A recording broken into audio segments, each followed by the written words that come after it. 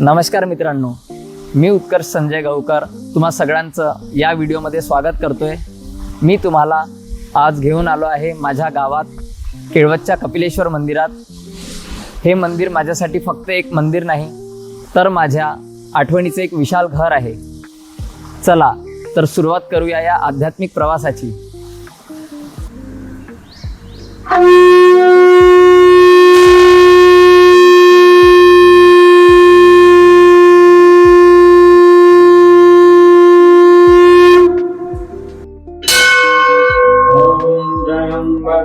यजामहे सुगन्धिं पुष्टिवर्धनम् उर्वारुकमिव वन्दनान् मृत्युर्मुक्षीयमाङ्गतात्। ॐ त्र्यम्बकं यजामहे सुगन्धिं पुष्टिवर्धनम् उर्वारुकमिव वन्दनान् मृत्युर्मुक्षीयमाङ्गतात्। कपिलेश्वर मंदिरात प्रवेश करताच शांतता, श्रद्धा आणि अध्यात्म यांची अनोखी अनुभूती मिळते। मुख्य गर्भगृहात पवित्र शिवलिंग विराजमान आहे। मंदिराच्या दारातून आत येताच नंदी महाराज शिवलिंगाकडे शांत नजरेने पाहताना दिसतात। भक्त नंदीच्या कानात आपली इच्छा सांगून महादेवाचे दर्शन घेतात। कपिलेश्वर मंदिराचं वैशिष्ट्य इथलं शांत वातावरण आणि विविध देवालयांनी सजलेला परिसर आहे। इथे दत्तात्रेय प्रभूचं मंदिर आहे, दुर्गा देवींचं मंदिर आहे, तुकडोजी महाराजांचं मंदिर आहे, शेष नागांचं मंदिर आहे, बजरंग बलीचं मंदिर आहे आणि विठ्ठल रुक्मिणीचं मंदिर आहे। तसंच इथे 2 संतांची समाधी स्थळही आहे। एक म्हणजे परमपूज्य ब्रह्मलीन श्री भारती महाराज आणि परमपूज्य ब्रह्मलीन श्री रामस्वामी महाराज।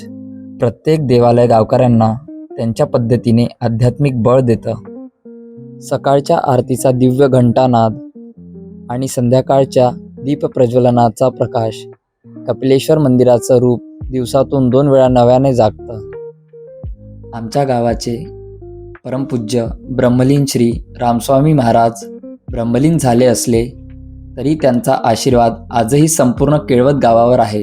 गावातील असंख्य लोकांचं आयुष्य त्यांच्या शब्दांनी, त्यांच्या मार्गदर्शनाने बदललं। त्यांचं देह गेलं, पण त्यांचं दर्शन, त्यांचं स्मरण आणि त्यांची शक्ती आजही आमच्या सोबत आहे।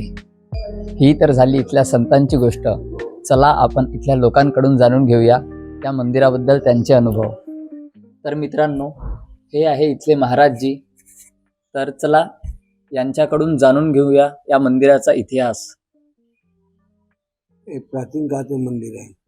केव्हा याची स्थापना झाली हे तर नाही सांगू शकणार, कोणीच नाही सांगू शकणार। मीच नाही, महाराजांना आणि महाराजाचा आदर सांगणार इथलं पाहिजे। असं मला एवढं माहीत आहे का मार्कंडेय पुराणात याचा पुरावा आहे। 1155 मध्ये या मंदिराची स्थापना झाली, पण लिंगपिंड हे केव्हाच आहे कोणीच नाही सांगणार। तरी इथं जो कपिल कुंड आहे, अच्छा, त्या कपिल कुंडामध्ये अंदर भुयार आहे म्हणते, पाण्यात खाली तिकडे।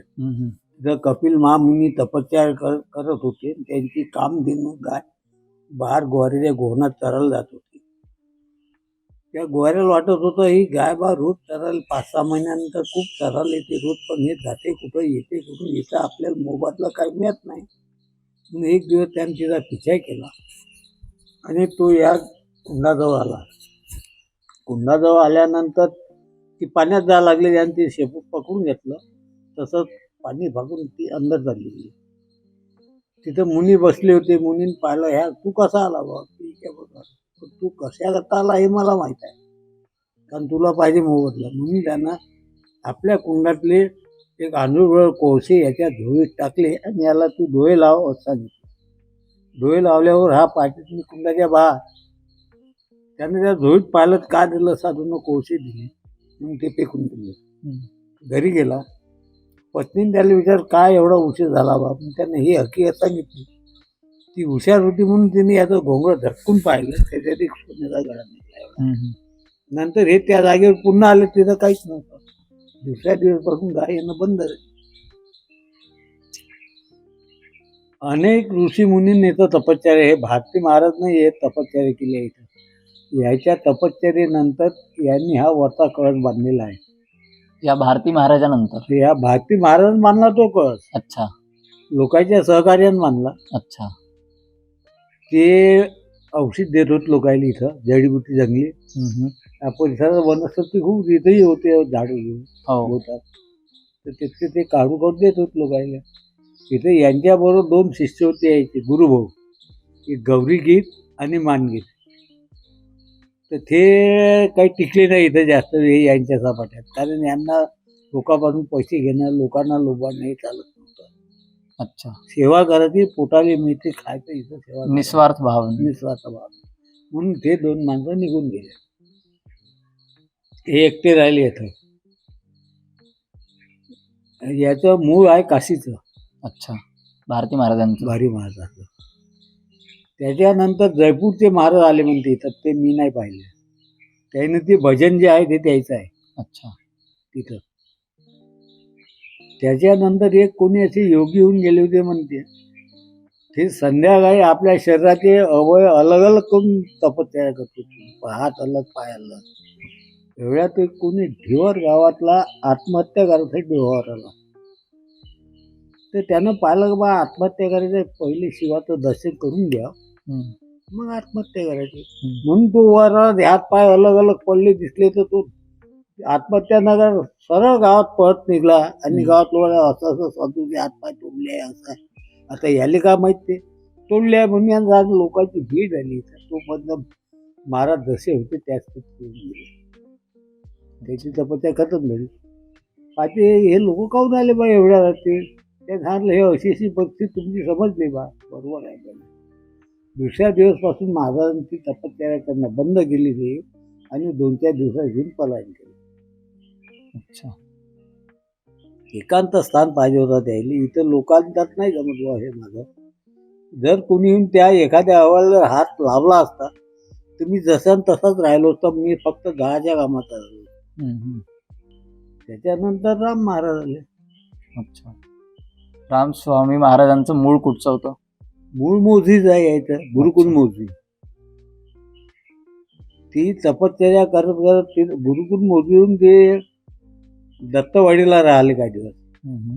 तिथं दत्तवाडी लंबिनेक्षा देवीचा आश्रम आहे, त्या आश्रमात आहे. तिथं त्यांना पटलं नाही, तिथून ते गेले एकदम ऋषिकेशला. अच्छा. तिथं त्याने यमुनेच्या काठावर आपली एक झोपडी बांधून सेवा करायची. मिळालेलं काय तर कुठं का रमण रीतीचा कार्यक्रम होत, त्या कार्यक्रमात सहभागी होत जातं, खातच राहतं. तिथे काही दिवस राहिल्यानंतर तिथून ते गेले पचमढीला. पचमढीला राहिले काही दिवस. तिथं त्यांना डबा मिळत होता, पण ते आता बांधून. अच्छा.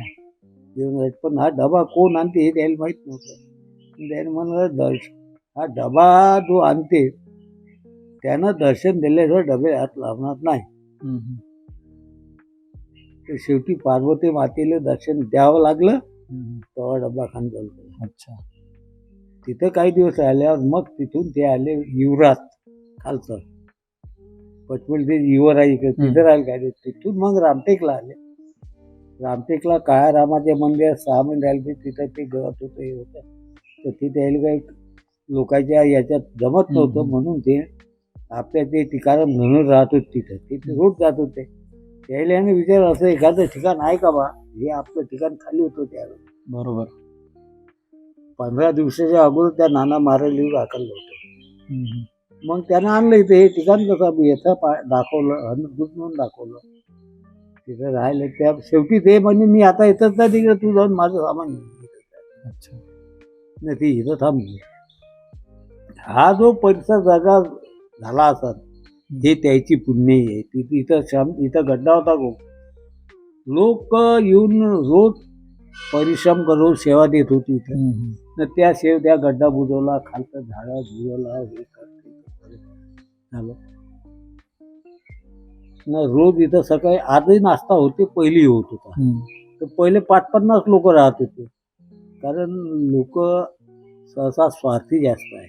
मला काही मिळालं पाहिजे, मी स्वार्थपणानं सेवा करणारे आज जे लोक येऊन राहिले त्यांनी स्वार्थीपणाने सेवा करणारे. त्या स्वार्थी लोक महाराज महा असा आहे, महा तसा आहे, महा तसा आहे, यामुळे ते सेवा करतो. पण त्याचा स्वार्थ साधला. म्हणजे यायच्या हातच्या अशा काही घटना आहे. इथं अरंड्याचं ट्रॅक्टर भरून आलं होतं मंदिर बांधण्यासाठी खालचा.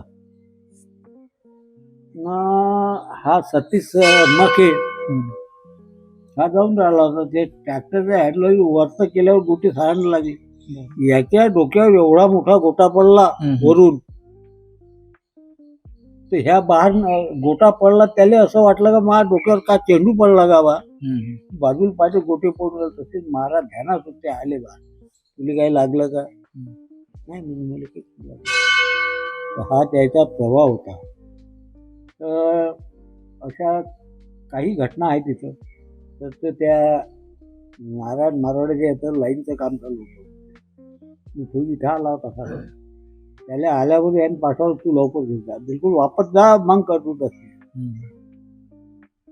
कारण पोरगा लाईनचं काम करून होतं, त्याचं काही गडबड होती. पोरगा लटकन नाही गेलं. ते गेलं, त्या पोराला काम बंद करायला लावलं, तर ते सुरळीत झालं. अशा काही घटना आहेत. हा परिसर जो झाला असेल तिथे हे जे खेतं भूताची जागा आहे म्हणजे मशानभूमीच आहे. ते येत होते तर लोकांना काही त्रास होत होता. तर ते आहे ना, एक दिवस 1 किलो बेसनाचे भजे केले आणि त्याचं नेऊन ठेवलं ते वळापाशी. त्याले म्हणे, रे भजे तुम्ही आता खाऊन घ्या आणि इथे येणाऱ्या भक्ताला त्रास काही द्यायचा नाही पुन्हा. त्या दिवसपासून याचा आता कोणी कुठं झोपान कुठं काही होऊन कोणालाच काही होत नाही. कोणी लहान लहान पोरं खेळते, लहान लहान हे सगळे कुठेही जेवते, कुठेही बसते, काही होत नाही. याचं भूता पिताचा भाज्या अजिबात खतम होऊन गेला आहे. तिसरी गोष्ट, पुन्हा इथं मोठमोठे साप फिरत होते इकडून तिकडून. मंदिरात तिथे कुठं केव्हाही दिसे. तर ते आज दिसत नाही. परिसर साफ झाला. खूप कचरा होता तिथं भोवताल. त्याच्यामुळे त्याचं वास्तव कचऱ्यातच आहे. हा जो बदल झाला, हा राम महाराजच्या पुण्यामुळे हे सगळं आज गव्हर्नमेंटची निधी मिळते. त्याच्यामुळे हे सगळं पैसे मंदिराला नाही देत गव्हर्नमेंट पैसे. हे लोकल बाजूने इकडून तिकडून हे आपण जमवतो. हा कोटा गव्हर्नमेंटच लावला आहे. ते खालचं गच्चू त्याने रोड करून दिला. लोकांचं आकर्षण ह्या स्वच्छतेमुळे. कारण इथं सेवा कर्मचारी म्हणून कोणीच नाही, पगारी माणूस नाही. सगळे सेवा करणाऱ्या लोकांनी त्या सेवेचे अभाव येतात. सफाई दोन्ही टाईम राहते. संध्याकाळी येतात सफाईवाले, आताही येतात. सब राहील झुले आपण जातो. ठीक आहे महाराजजी, धन्यवाद. तुम्ही या असं मंदिराबद्दल महत्त्व छान आहे. माहिती दिल्याबद्दल धन्यवाद. मित्रांनो, हे आहे माझे वडील. चला यांच्यापासून पण जाणून घेऊया यांचे मत. तुम्ही इथे किती वर्षापासून येत आहे? मी कमीत कमी आज 14 ते 15 वर्ष होत आहे. सलग मी पहाटे सकाळी 5:30चा माझ्या नित्यनेमाने येत असतो आणि 6:15-7 वाजेपर्यंत राहतो. त्यामध्ये मंदिराची साफसफाई असं आहे, ते करून आपण आंघोळ वगैरे करून निघत असतो. या मंदिरात आल्यापासून तुमच्या जीवनात काय बदल घडला? इथे येत आहो जेव्हापासून माझी सेवा चालू झाली आहे, मी या मंदिराशी निगडीत जुळलो आणि वारंवार येत असतो, इथं राहतो. असं मन असं खूप शांत वाटते. आणि बाकीच्या जीवनात जो आहे, दैनंदिन जीवनात जे हे आहे त्यामध्ये थोडंसं बरं वाटते का नाही बा, खरंच सुकून आहे. किंवा इथं म्हणजे सत्यता जे आहे, जे आपण जीवनात आपण असे काही कामं केले नाही पाहिजे बा, हो खरंच आहे, आपण ह्या मार्गातच राहायला पाहिजे असं वाटते. आणि मी तेव्हापासून असं सुखी आहे, आनंदी आहे. तर मित्रांनो, हे आहे आमच्या गावातील गोविंद काका आणि सागर काका. तर यांना विचारू की हे जेव्हा लहान असताना हे मंदिर कसं होतं आणि आता हे मोठे झाल्यानंतर हे मंदिर यांना कसं पाहायला मिळतंय. तर लहानपणी आम्ही बघायचो की लहानपणी इथं काही व्यवस्था नाही होती. झाडशी पुष्कळ होती आणि भीती वाटायची अच्छा येता वेळेस.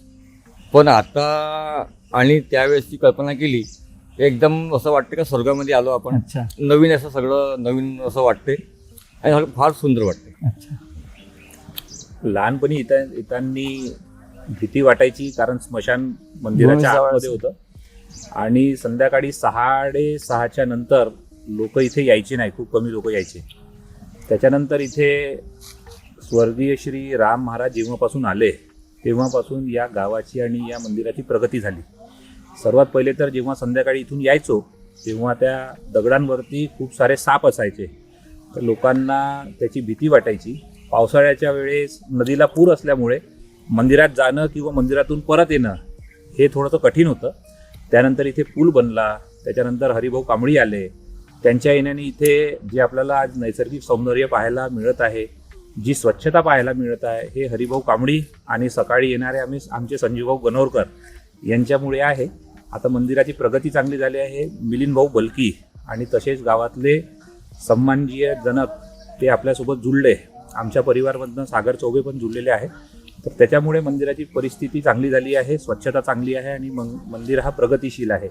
आता येणारे सर्व भाविक जण त्यांची गर्दी पण इथे वाढलेली आहे आणि मंदिराचा प्रसार हा नागपूर आणि नागपूरच्या पुढे तिथपर्यंत झालेला आहे. धन्यवाद काका, धन्यवाद. तर मित्रांनो, हे दादाताई लोक नागपूरवरनं आले आहे, तर यांना आपण यांचा रिव्ह्यू विचारू. यांना इथे येऊन कसं वाटलं?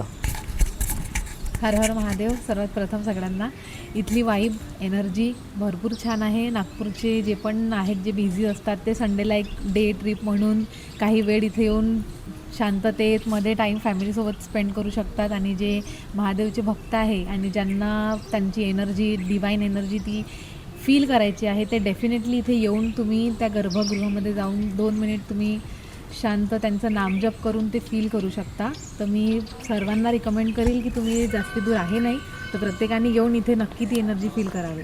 Thank you so much, thank you. Kapileshwar मंदिर हे फक्त देवस्थान नाही, हे आमच्या गावाचं आध्यात्मिक केंद्र आहे.